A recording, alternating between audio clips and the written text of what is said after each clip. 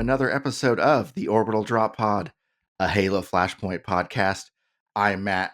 I'm joined by Randy, as per the usual, and two more Hell Jumpers. Shea, a Forging Flashpoint, and Josh Cook, on for the second time, Hell Jumper, and coming fresh off of a second place finish at LSO. How's everybody doing? Good. We've had Josh in like a micro Dyson sphere for a while because he was on our very first video before the game actually came out. Yeah. And then now he's back. Yeah, when we played, which we will talk about later at the tournament, I recognized him, and I couldn't figure out where I recognized him from. Yeah, and now I knew. That makes sense. Yeah. We were all waffling, we don't know anything about this game, but we like Halo. We're excited, and I think we're all in now. So good time. Too far. Yeah. I am still a proud member of the have bought everything that Mantic has released for the game club, and I don't see that dropping off anytime soon. If you look at my latest pre-orders, so yes, they've got me. There was the other day, people were talking about vehicles on Discord, and they were like, "We want ghosts," and then Cleric was like, "Ghosts are too big. The only vehicle that will fit in a cube is a gungoose." And I was like, "Okay, I'll take. Yeah, sure. Yeah. Not that it's that much smaller than a ghost, but I guess it's just narrower. Huh? Yeah. Like you go ahead and sell it. I'll buy it. No big deal. Ghosts can be good, cool terrain though. So. Is it bad form to buy yourself the GT models just to keep? You think? I feel like if you have won a tournament, win a tournament first, then buy them for yourself. Yeah, if you're on the leaderboards, yeah. For sure. All right. Well, let me go make an 8-man event with Randy's 1 through 8 and see which one comes out on top, and I'll buy him those GT minis. Yeah. Oh man, Josh, you were so close to the GT minis. I mean, sort of, but also 30 points off. Not really. It's second place, but also the gap between me and that list were. Yeah, you were crazy. Just 2 minis away from being in first place. You're right. Fortunately, that 2 mini did constitute the entire list. Yes. So great. Well, I'm glad you guys are on. Since the last time we had an episode, ODSTs did kind of get announced. We did have a video kind of doing the thing where we freaked out and scanned over the whole deal and talked about all the deals. So we're gonna skip that. A lot of people have already, covered that probably better than we would anyway. So we're just gonna kind of let that go. Randy's skeptical. Randy does do the best ODST analysis in the business. It is our expansion. We are very excited, and we will be definitely buying and playing that as soon as it comes out. But the reason we have you guys on is because of a recent GT FLG event, Frontline Gaming, LSO. A little event. And you guys both did pretty well. So second and fourth, is that correct? Absolutely. Yeah. So I'm second. Yeah, Josh is fourth. Yeah, right. Yeah. we won't get hung up on the the details. Past first place. What does it matter? So, the great Ricky Bobby once said. Yeah, if you're not first, you're last. But we weren't actually last. We were up there. But Josh got second. Just to clarify. Yeah, Josh did get second. Shea's a good guy. He actually felt like he had to call it out. I do point of order. This is recording on a Wednesday, the day I listened to a Truth and Reconciliation podcast today, which great podcast, doing great. Love what you do. One disagreement. You cannot claim Josh. He is our local. He is ours. He is Orbital Drop. He's been on our podcast. So we can do split custody. We can do split custody, whatever you want to do, but he's not solely yours. He's also a little bit of ours. But it was cool. I just get around to everybody. So yes. Forging Flashpoint is a mercenary. Yep. And this is also our, we're staking a claim. We're, putting a little claim in Forging Flashpoint as well. So keep that in mind. I'll let everyone else duke it out for me. Yep. So LSO, 1-day event, 5 rounds. It was on a Sunday, which I thought actually was really good. A good choice. I was excited about that. I know, Josh, your dad played Legion on Saturday and then Halo on Sunday. So good. Randy was tempted, but Randy played a little too good in Legion and was still in the hunt. I made sure Brian went and played Halo. See, I texted him whenever I saw you guys were playing. I was like, "Hey, beat him up so he comes play Halo too." But he couldn't do it. He couldn't do it. There you go. But no, it seemed like everybody had a good time. So I guess Shea, if you want to go first, what was giving your initial, like, how was the leading up to Sunday?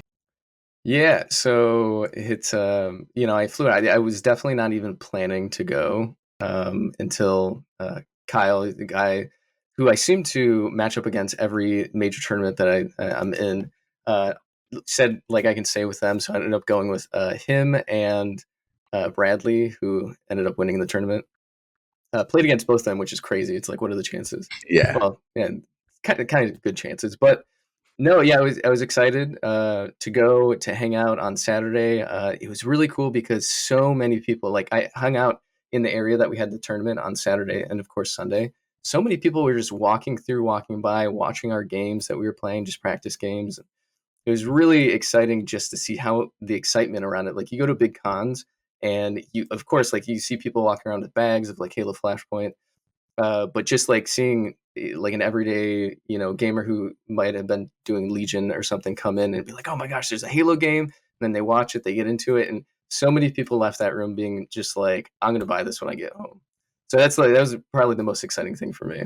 Yeah, that is something I think that it's one of the strongest games I've seen as far as like table appeal.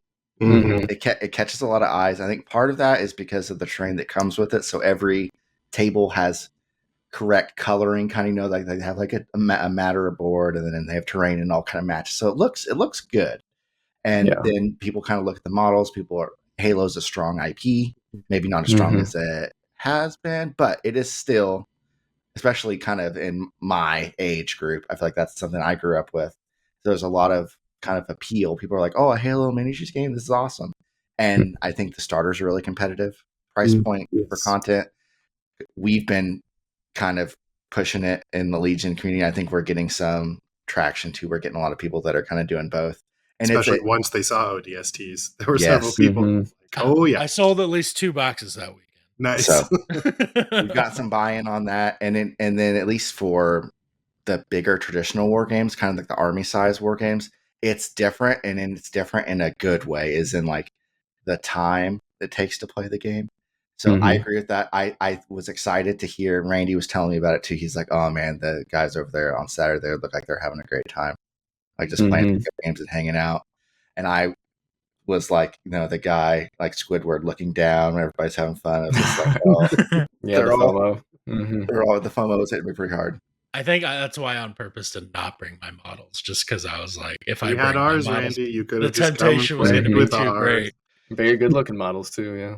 Yeah, so no, Josh is really a pretty talented artist, literally an artist for his day job. So, super cool. Sound like everybody had fun leading up to Sunday. Josh, what about you? Did you play any pickup games on Saturday? I actually didn't really even get to the event until basically Sunday, because the only way I managed to make this work was, hey, wife, what if we took the train down and visited my sister in Fort Worth, and I just did this one thing only on Sunday. So I didn't get to meet anyone. I'm sad that I missed all that, but otherwise I wouldn't have been there if it hadn't been on Sunday. Yep. So gotta do what you gotta do. Yep. That's there you go. Very creative.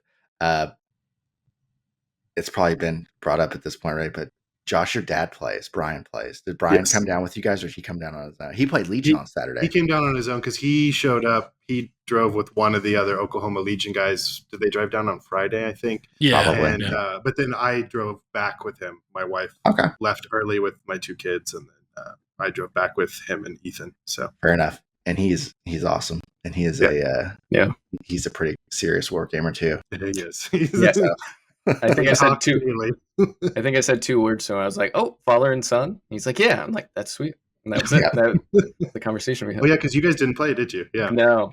Yeah. There's a legend of him in there's Star Wars Legion World Championships, and he pulled up to the LCQ in like a boot with like a scooter, like he was like 3-legged during the deal, and he got into the main event. He played great, but it was just like, I'm over here getting my butt kicked, and he's like in a boot just beating people. He had the craziest run there. It was so I will say, little little preview for the end of LSO. Brian did get best sportsman voted for him, and I was finishing up at my last game of Legion and Josh, and Brian come up, and Brian's like, they voted me best sportsman. And the three of us had a good laugh about it.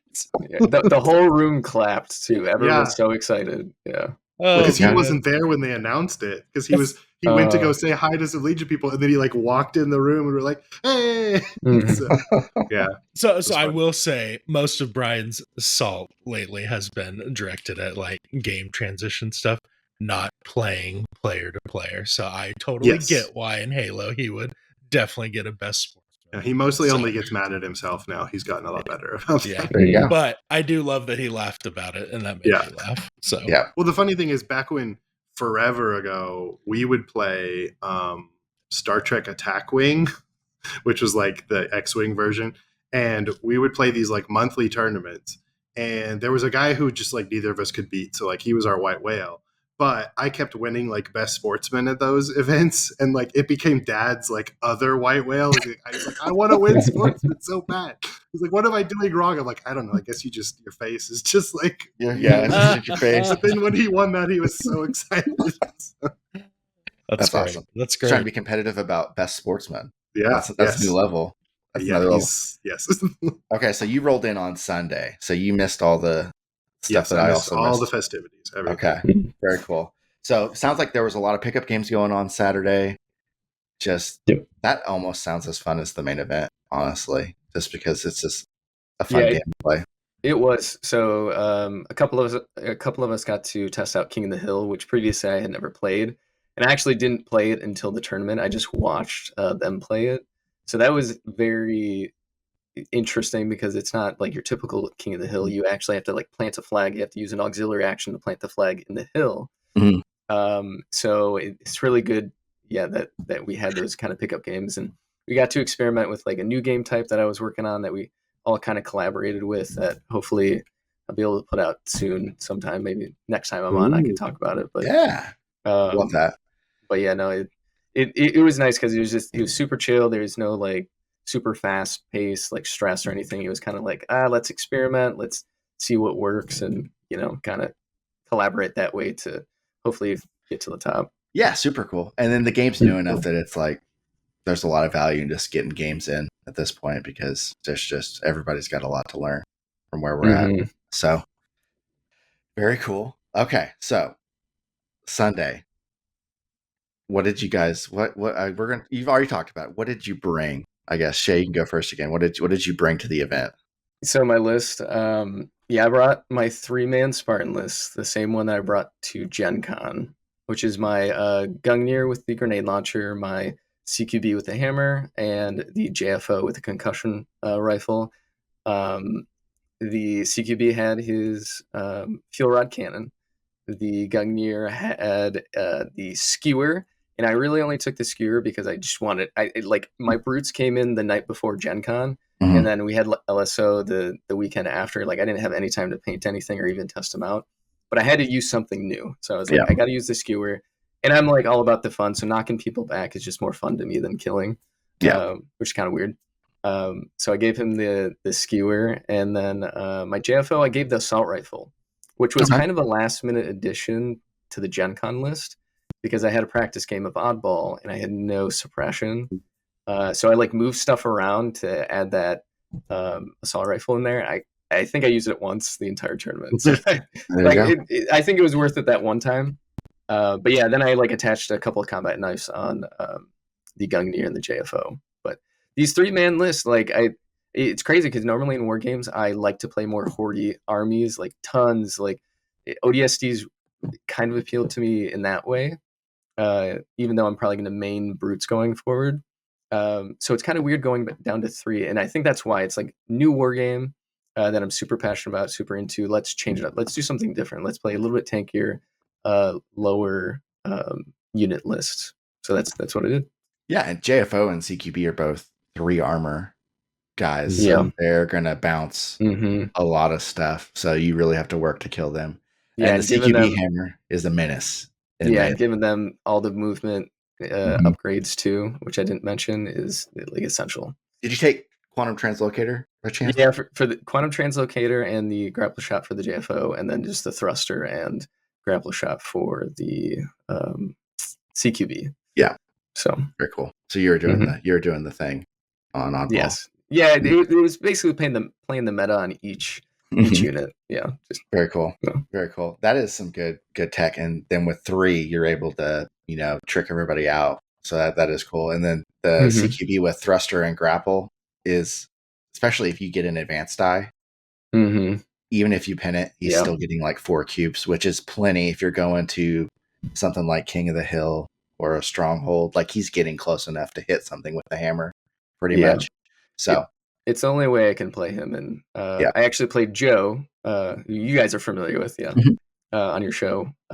And he played the CQB with only one of the movement upgrades. I think that held him back a little bit, but I just CQB for me, it's just like I have to now just give him both the grapple shot and the thrusters. I can't do anything else. Yeah, no, I probably he likes the health pack, which can be definitely devastating on the CQB. But it helped in our game. But he loved that. He just wants a hoss fight between CQB, so he was grateful he gave that to him. He got it. But now I'll be interested to see November if the frag and pin changes any, because I think everyone's like okay playing the super movement-y item meta right now, but I don't know if Mantic wants it to be that centered on that going forward. So and also I hate it, but Okay, Josh, what did you bring? I guess my list is what you'd call a little bit more classic. I had a Deadeye with a needle rifle, and I had a Gungnir grenade launcher and a JFO, which I like the JFO better personally. But and then the thing that I waffled basically to the last minute was whether I was going to do a brawler with the gravity hammer or the Mark 7 with the gravity hammer. Mostly just because I really hadn't played a lot with the gravity hammer and I wanted to do it instead of a bunch of items. But I think actually I kind of wished I'd brought the Mark 7, but I went with the brawler the night before. Dad talked me into it. He's an aggressive player. It makes sense. He'd also recently been like beat up by a brawler on the Truth and Reconciliation League, so he was like super spooked by it. But so that was pretty basic. 4 Spartans. They all kind of have a job to do. Are all of your Spartans painted up? So not the whole set, but because like I was just I have the Phoenix Vesda is primered and ready, but then like extra ones that weren't there with me, I have like 2 more Mark 7s that are painted up, and who else? I feel like there's one other. Oh, the Hazop with the shotgun. I painted him because I like the shotgun a lot. So slowly working my way through it. So and I ask because for people who don't know, he cell shaded basically all of its Spartans that he took. So really cool, like white and black cell shading on it. Like you never think that would work until you see it, and it was incredible. Yeah, I did an entire Star Wars Legion army cell shaded. Let me tell you, Halo Flashpoint is much easier. It's not like 60 minutes. I think it plays really well into the Spartan box too, because the way those minis were printed, you kind of have to go find those lines yourself anyways when you're painting it. So, and I based the color scheme off of the armor colors that I always do in Halo, which is white with purple accents. Don't know why that was always the colors that I did in the games. It's just what I fell on, but so, I feel that. Very cool. Like the lists. I guess without just going round by round battle report, what was your favorite game you played this weekend? Well, weekend. Josh, you can go first. I'll let you go. That's kind of hard. Like they all were good in different ways. And there were 5, so it's kind of hard to remember. Right. Like I always have to like replay. Mine's a little easier because just so everyone knows, asterisk on everything. I did get the bye first round, so but it did turn out. I did find out. Yeah, that was my favorite because I got to just walk around and look at everyone's lists and help the TOs get last minute things set up. But how did they handle the scoring for your bye? Just so. They did an average, like it was like 6 achievements and then just gave me a victory. probably in retrospect, they maybe should not have given me as many victory points because those still factor in. So maybe my score shouldn't have been like 121. But we're all, we're learning. This is like the third big tournament in the United States or something, right? Yeah. So, but I mean, the achievement points ended up, because I averaged all my other rounds and I still ended up with like 6.2. So it ended up being fine that I got 6, I guess, on that one. But yeah, so asterisks on everything there. I got the bye first round. But, even though it, like, as they discussed in the TNR, the game against Bradley was really fun, even though it was like Chief just like turning invisible and running away. Yeah. There was a lot of like thought process to it, and like trying to get the angles, and like killed Chief multiple times with grenades, which was fun because like I actually have never played a game against Chief before that one. Like I know how it works and stuff, and I knew I didn't want to play that list on Oddball like the moment I saw it while walking around in my buy. But that one was really fun, and like I had to like do weird stuff to like punch one of his guys to death to even manage to get the 6 points that I clawed out of that game. So, and then there were a ton of achievements going back and forth. So it was a really fun. And Brad is super fun to play with. Like, yeah, I was gonna say Brad is just a great guy overall. He like he shares your successes like in the game. yes, You do he's it so and excited when anything goes good for you. yeah. So he's just all around great to play against. So. Yeah. Very cool. Sorry, Shea, I didn't think our game was my favorite. Sorry. No, that's okay. I will say that favorite board was definitely the one that we played on. Yes. Had a bunch of walkways. It was like the only one that had like I think 3 levels with like walkways going around, which brought up a new issue that I didn't think about. Is like I noticed you were like walking around the table a lot, and I was like, why is he walking around? Maybe that's what you do, but I was like, no, you can't see. Yeah. So it is kind of interesting that dynamic there. I will jokingly say that my least favorite game was against Joe. Obviously, it was a great game, but I made the worst mistake in the very last activation that cost me getting third in the tournament. Oh no! What happened? So basically, it was King of the Hill, and I was up by 8. Or technically, I was up by 4 because you score 4 points each round that you hold the hill. So it was 4-8 my lead, and I don't know why I was like being cheeky or like I'm gonna skip my activation so I can like be reactive. So I had the hill. I planted my flag in the hill. And then I skipped my turn, and then he spawned because the spawn points are right next to the hill. He spawned right next to it, moved in, planted his flag, and I'm like, why did I skip my turn? I just gave it to him. Yeah. So my only hope was to spawn back in, get in the hill, try to shoot him with my JFO, the concussion rifle, and knock him out. And I rolled the dice for scatter, and it didn't knock him out. So yeah, I shook his hand right there. I was like, good game. So we tied. Yeah. And those are like some of the most fun games. Me and Josh tied as well. But I was 2 points away from third place. So yeah, but it was a bummer. But my favorite game, not to ramble on, it was probably against Kyle, who actually went to Texas with. He played Aatrox and a couple Brutes, and that's the only reason is I hadn't played against Brutes at that point. Well, once at Gen Con, same guy, but I got to play it again, and it was the same game mode, but it felt so different this time that it was kind of like a new experience altogether. And his models, both of your guys' models were like the best. Models were gorgeous. So, Aatrox, what's your initial feel? So I think we all have by now a pretty good feel for Chief, especially with the one main army. It's like this guy, depending on the role, can wipe your entire side if stuff goes well, like bounce around the board, super mobile. Aatrox does not seem like that kind of character. So what's the feel when you're playing Aatrox? Yeah, so Aatrox, because I played against him at Gen Con, I knew how devastating it is to get in close combat with him. And I was so nervous. I was telling Kyle, I was like, I don't know why I'm so nervous. This is like the most stressed out I've been playing this game. Because I know if you get next to me, I'm not getting out of that. Like I try to leave, you're just going to concuss me and like just prevent me from leaving. And then I ended up going 2 Spartans into him, trying to kill him, and that didn't work.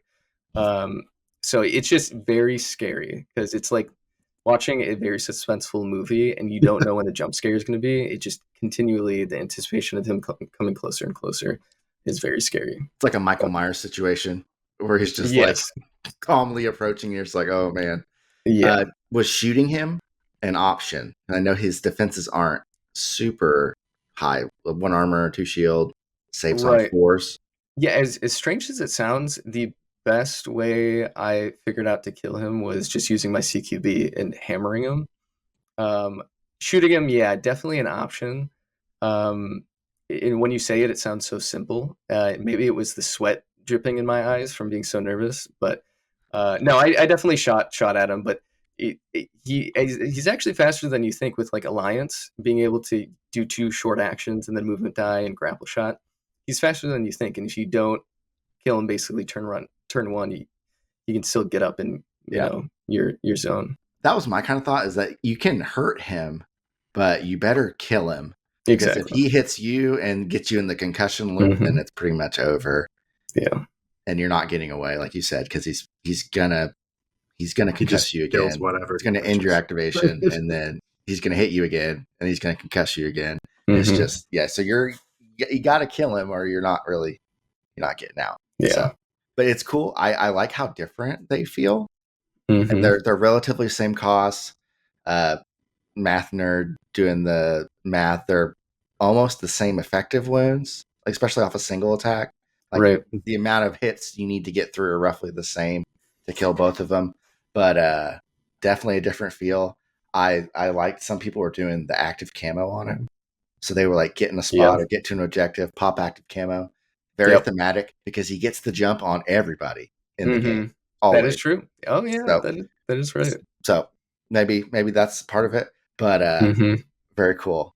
So we talked a little bit earlier about stuff like quantum translocator, grapple shot, and I wanted to talk about one other thing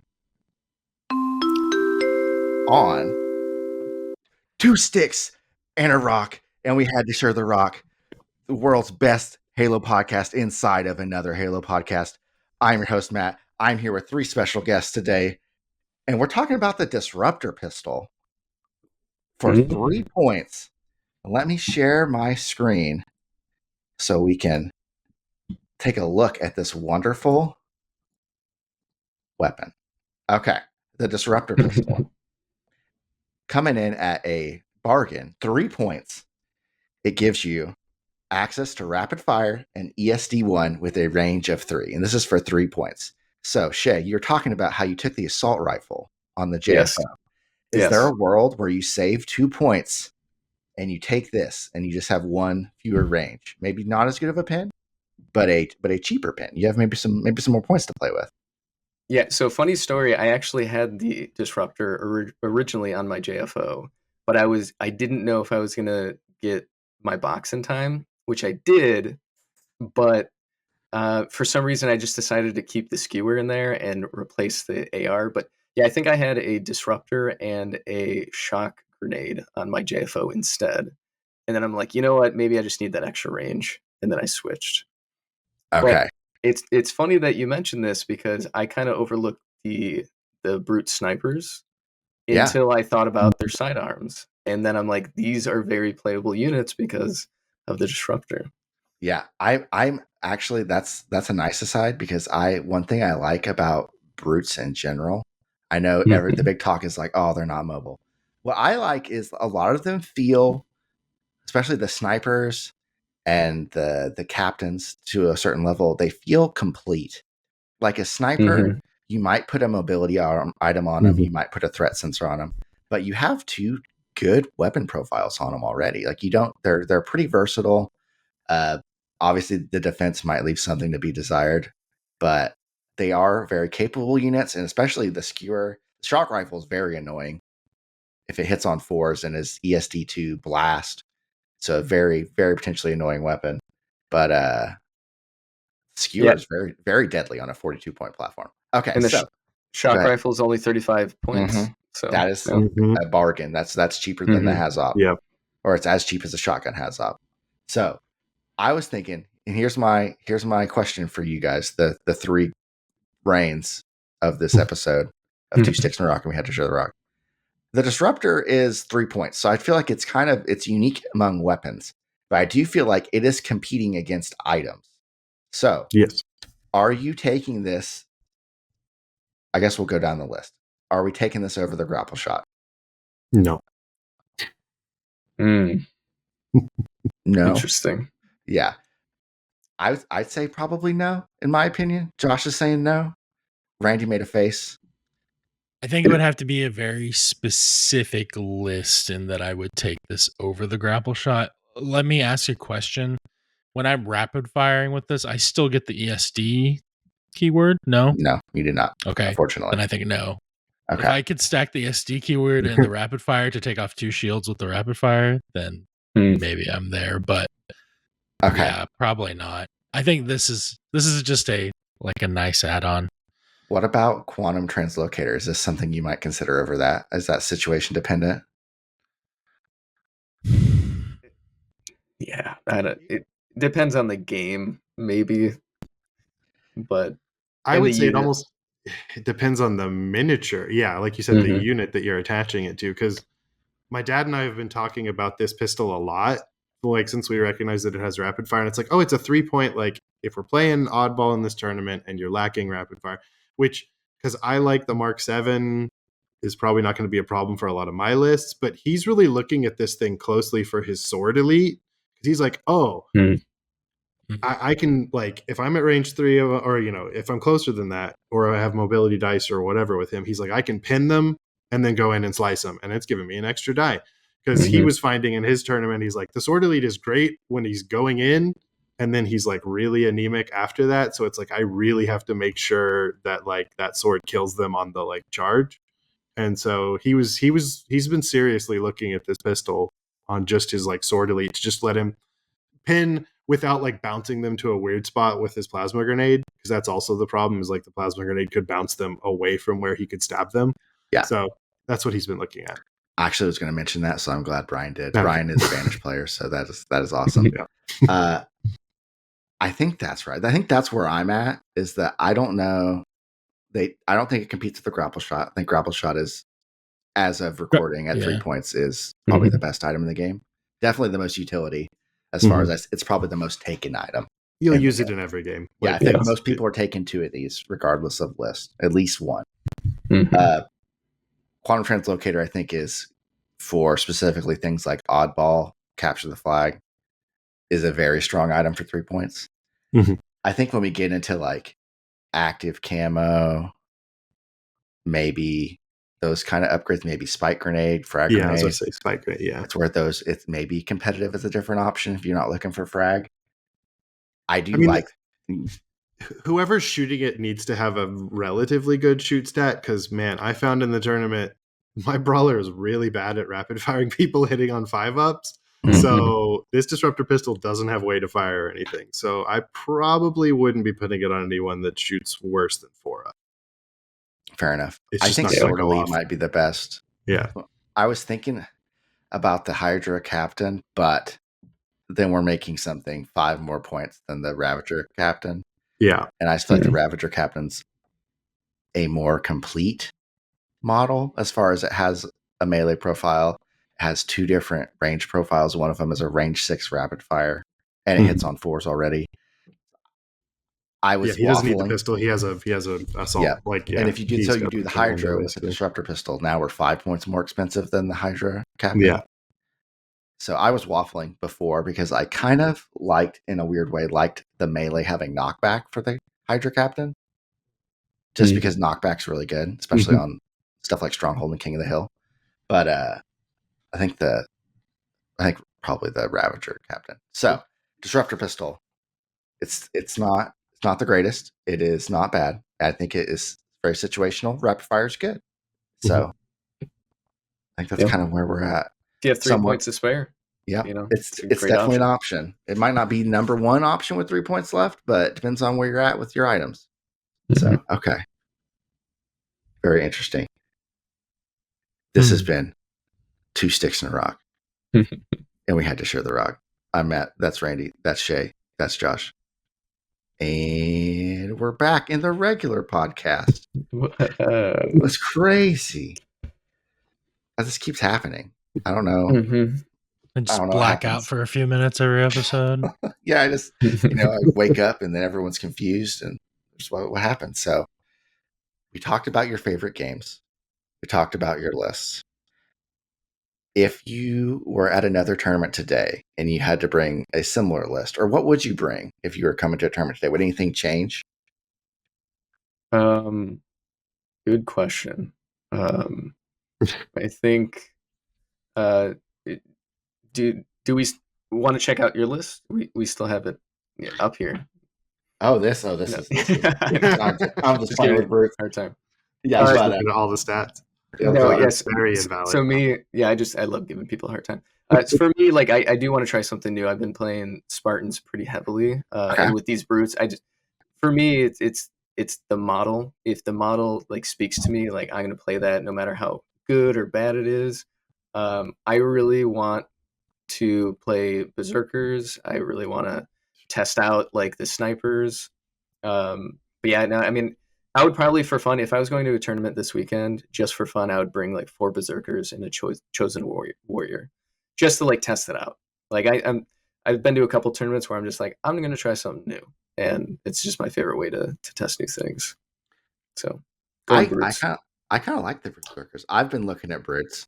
I think I'd probably do something if I was trying to not do horribly. I think I'd do something like this: 3 brutes and a sword elite, stacking a little bit of tactician on there. I like the Gerald Hunter warrior actually, the 33-point warrior. He's good value. Range 6 rapid fire. Like he's got knockback, he's got frag, he's got rapid fire.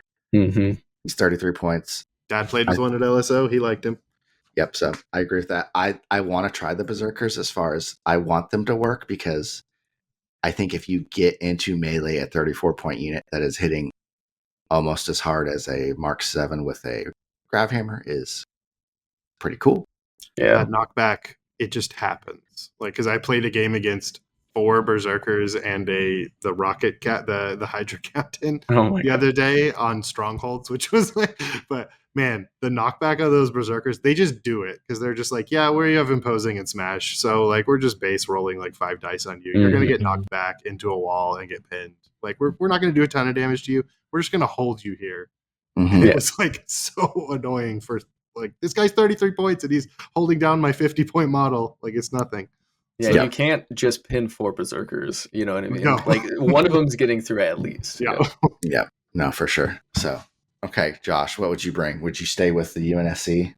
Oh yeah, I'm UNSC through and through. And maybe like if we get True Covenant, I might start them, but at the moment I'm UNSC. I don't recognize this banished stuff. Whatever. Okay, there you go. But I'm not sure what like. Because like I really enjoyed my list, and I want to just try the Mark 7 with the gravity hammer instead. Because, but I have since the tournament, I've made a 3 Spartan list that's just it's 3 Mark 7s, because I was like, I want everyone to be kind of good at a little bit of everything, and then it's just a bunch of weird secondary weapons on all of them to fill all the niches, and I want to try it and see. So I don't know. I need to play a lot more local games with our guys here. Mark 7 is so good. Yes. It's so good.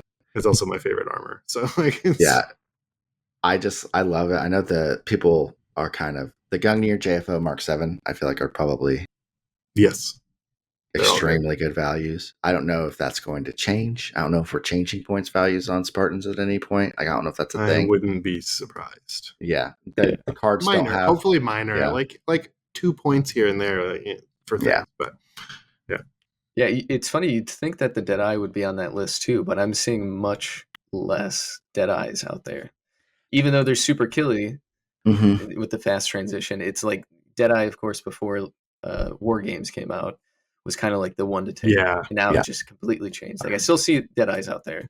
And like killing isn't always the thing. Like, you're right. I mean, that's what I found because I had never played a game of King of the Hill until our game at LSO, and I wished I'd played one. Because I was like, oh, killing is actually a mistake half the time in this game, because then he just walks in. And then, of course, my brawler in that game was like, oh yeah, but I'm gonna kill everything that I touch instead of just like knocking people around. He was like, Yeah.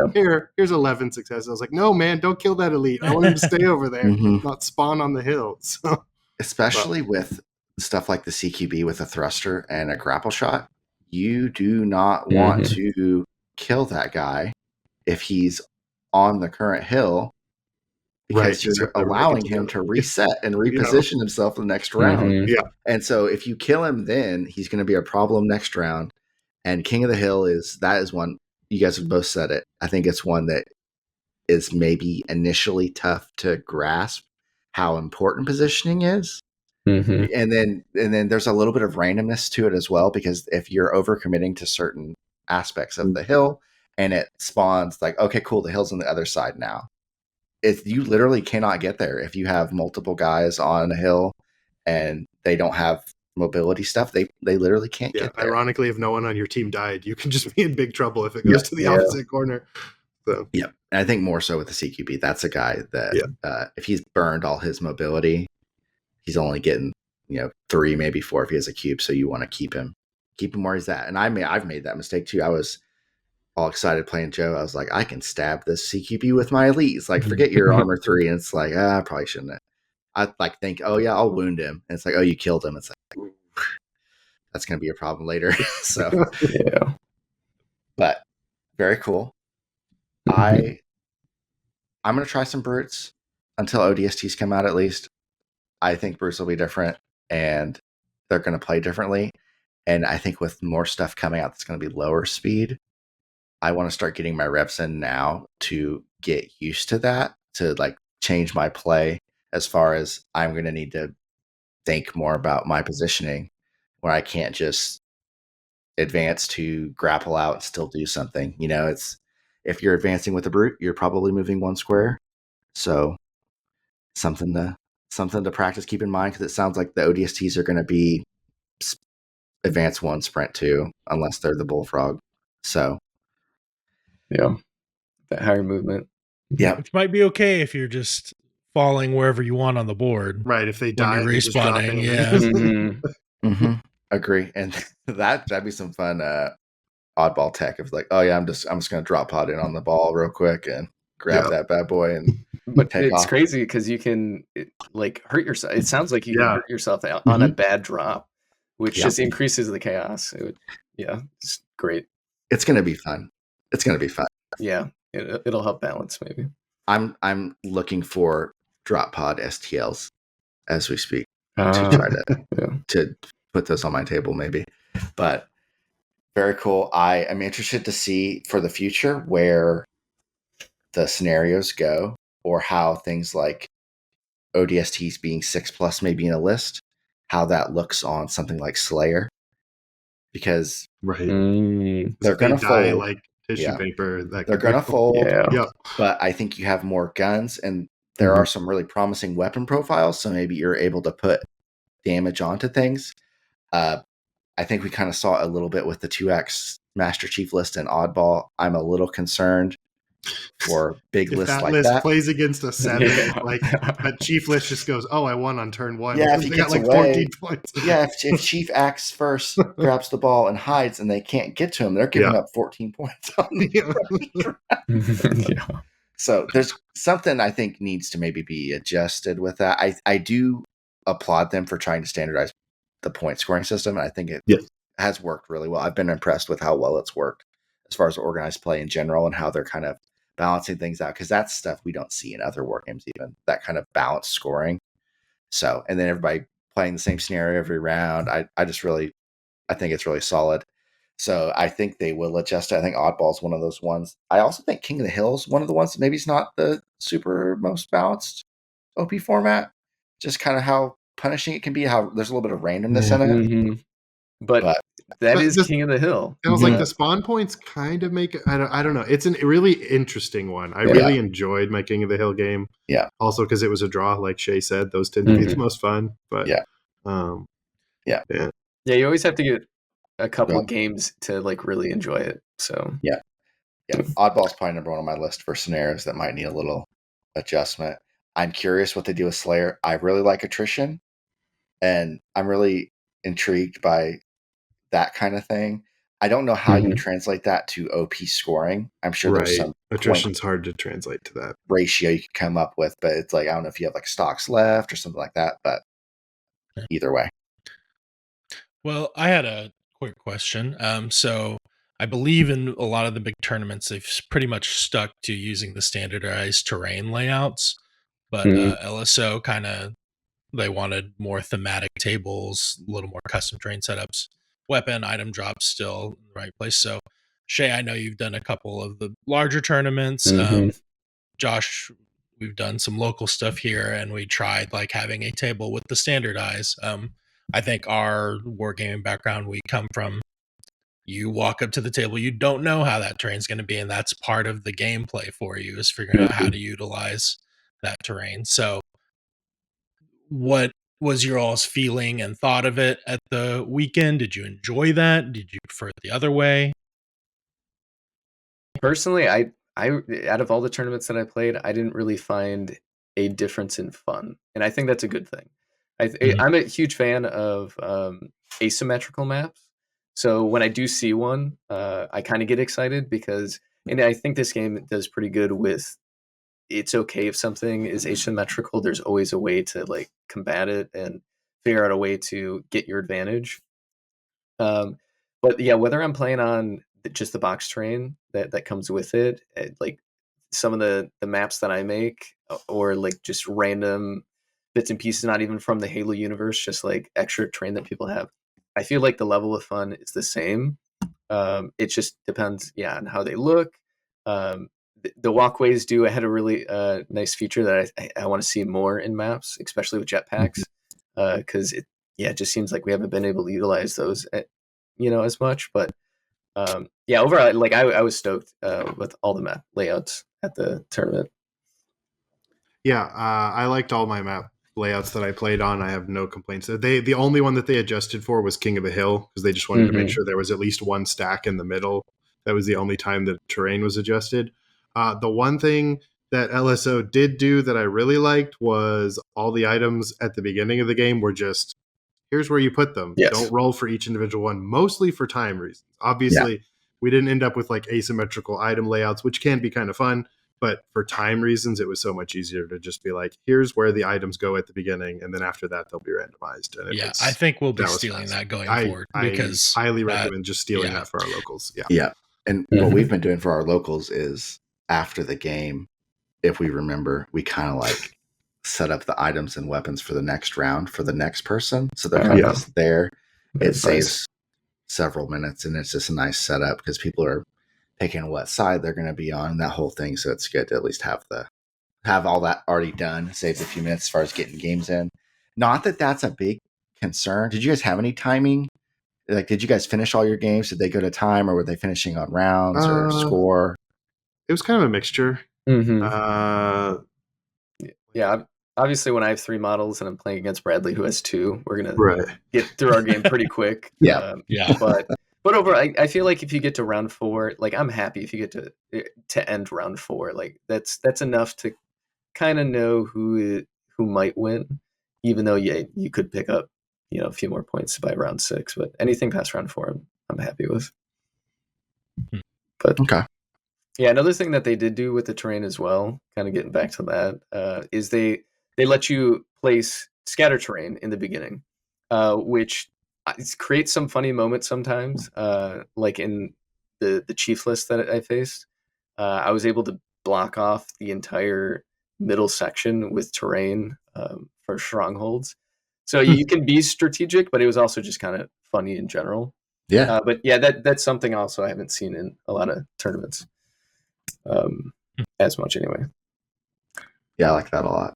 That's cool. Yeah, it was quick because we each placed 4 pieces. So there was like 8 scatter terrain per table. So and then we just pulled them off at the end of the game. Usually it was easy.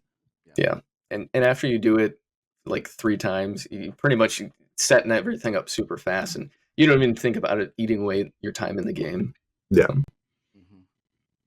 No, I'm just really pleased with how it sounds like it went. It sounds like everybody had a good time. I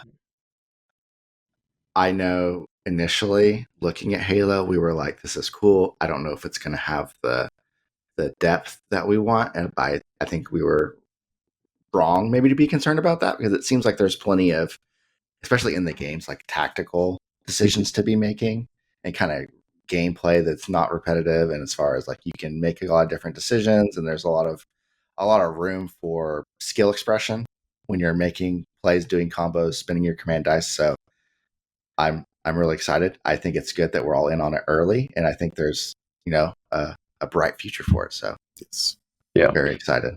Yeah, I think any game you can kind of overplay, but this game, yeah, same. I was a little worried, but then you play so much of it, and then you still want more of it, and then you're like, okay, like my worries are pretty tamed. Plus all the extra game types that they said that they were going to be coming out with. It's just like there's pretty much no getting bored, because you're always with the new model releases, the new seasons and game types. Yeah, we're gonna. They've delivered on pace of content for sure. Mhm. Yeah, they've been for sure. I love it. I hate it, and I love it. for your wallet. Yeah. Because it's like it either has not gotten to my house yet, or it's about to get there, and then they hit me with another one. It's like, oh, Yeah, they know. but they're doing a great job. I love the pace. It's about perfect. I don't have any. The releases have all been super cool. I'm Mhm. excited about that. I think ODSTs, it sounds like that was something that they were kind of chose to do because of people's requests, like fan requests kind of deal. And also, we're also getting ODSTs for Helldivers 2, which I haven't played in a while, but I might start timing is playing good. again Oh because my gosh, yes. yeah, I love it. I think I'm people never really taking that helmet off or dropping that rifle once I get it in that game. I think people really resonate with the ODSTs. I think that was a fun game in Halo series that had its own mood, really vibe. I've been playing back through it again. I hadn't played it in like 3 or 4 years, and it's been fun. So Very very different from being excited. the super soldier. I do skulk the Discord most days, and they said they weren't going to reveal a lot of like stat info on these compared to the other stuff. So they're like, "Oh, you'll know about it when you're out." And it's like, well, you put a fuzzy picture up, and then we'll see. I can wildly speculate. They on wiped anything. it this time, man. Yeah, I know, they just blanked it for you, Matt. They're like, nope, don't even bother looking. So it's okay. I'll take it. I'll get a headache looking at pixels. It's no big deal. But great. Well, Randy, do you have anything you want to add? I think we hit the big stuff. I just wanted to let them have a chance to plug their stuff. We are going to have a Rumble Pit OP kit event at Admin Unplugged September 4th. If you happen to be in the Oklahoma area or just really want to travel on a Thursday for some reason. But yeah, it'll be a play night. We'll do Rumble Pit. We'll hand out some shiny foil cards. We'll do the thing. Excited for that. Yeah, the plans, we're going to start with Rumble Pit, either start and depending on when you get there, we're going to do a Rumble Pit, and then we're going to break off and try to play just a single round of the game. Just get some reps in. Now, when you guys say Rumble Pit, do you mean like a free for all or like the Rumble Pit game? We're doing. Okay. Because there is a Rumble Pit game type. Yes. So before they made the scenario, I was like, we're going to call our events Rumble Pits, right? And then they're like, they put that out so fast. I was like, I did not think we would get this game type anytime soon.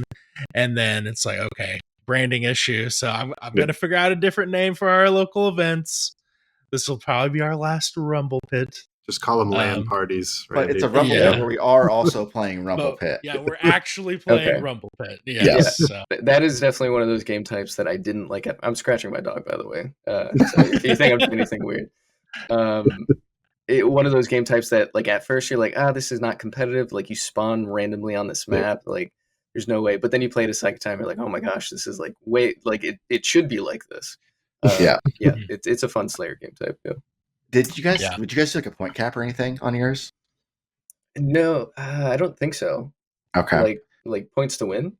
No, like per your mini. Like how many minis? Like we're going to try to get as many people as we can on that map. Oh, yeah. So we actually when we played, we didn't do like a free for all rumble because you can do a team rumble pit game. That's what we did. So okay. No.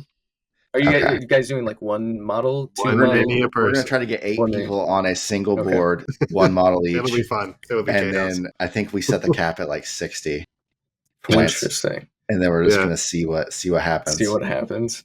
So- That's crazy. Yeah. So we played. So that experimental game type was a free for all game type that we were doing. We played 60 points for one model. Okay. It might be too much. I don't know. It might be too little, but that seemed to work for us.